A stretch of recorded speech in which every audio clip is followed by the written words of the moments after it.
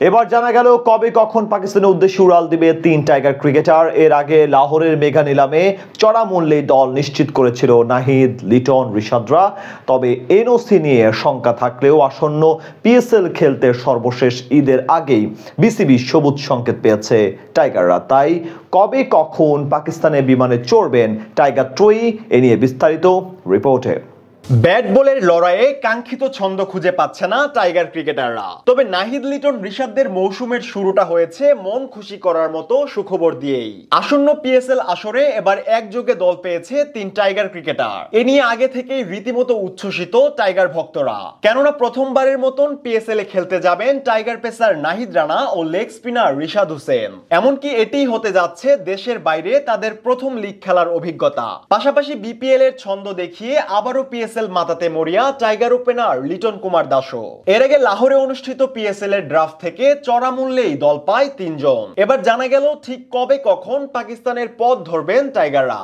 গেল বছরই জাতীয় দলের হয়ে অভিষেক হয় নাহিদের। এরপর গতি দিয়ে পুরো বিশ্ব ক্রিকেটের নজরে আসেন তিনি। পাশাপাশি লাহোরের জমজমাট এই নিলামের গোল্ড ক্যাটাগরি থেকে দল নিশ্চিত করে রীতিমতো তাক লাগিয়ে দিয়েছেন টাইগার পেসার। বাংলাদেশি 3 ক্রিকেটারের মধ্যে এবার সবচেয়ে বেশি পারিশ্রমিকও ধরা হয়েছে চাপাই পেসারের। টাকার হিসেবে প্রায় 7 লাখ টাকারও বেশি অঙ্ক গুণে এই স্পিড স্টারকে দলে ভেড়ায় পেশোয়ার জালমি। পিএসএল খেলতে এর আগে বিসিবির এনওসি পেতে আবেদনও করেন চাপাই এক্সপ্রেস। তবে কিছুটা শঙ্কা নিয়েই ঘুরপাক খাচ্ছিল নাহিদের পিএসএল খেলা। সবশেষ বিসিবির সবুজ সংকেতে দূর হয় সকল শঙ্কা। ফলে বাবর আজম কিংবা সাইম আয়ুবদের সঙ্গে একই দলে খেলতে আর কোনো বাধাই রইল না এই গতি তারকার। তাই আসন্ন জিম্বাবুয়ে সিরিজের প্রথম টেস্ট ম্যাচ খেলেই পাকিস্তানের উদ্দেশ্যে উড়াল দিবেন তরুণ এই গতি তারকা। অন্যদিকে এবারের আসরের জন্য লেগ স্পিনার রিশাদ হোসেনকে দলে ভেড়ায় লাহোর কালান্দার্স। মেগা নিলামের টেবিলে সিলভার ক্যাটাগরি থেকে ডাক পায় টাইগার লেগি। রিশাদকে দলে নিতে বাংলাদেশি মুদ্রায় প্রায় 30 লাখ টাকা খরচা করেছে ফ্রাঞ্চাইজি। তাই পুরো আসরের জন্যই বিসিবির এনওসি চাই সম্ভাবনাময়ী এই টাইগার স্পিনার। তাছাড়া আসন্ন জিম্বাবুয়ে সিরিজে দলের পরিকল্পনায় না থাকায় কপাল খুলে যায় তার। বিসিবির তরফ থেকে দেয়া হয় পুরো আসরের জন্যই ছাড়পত্র।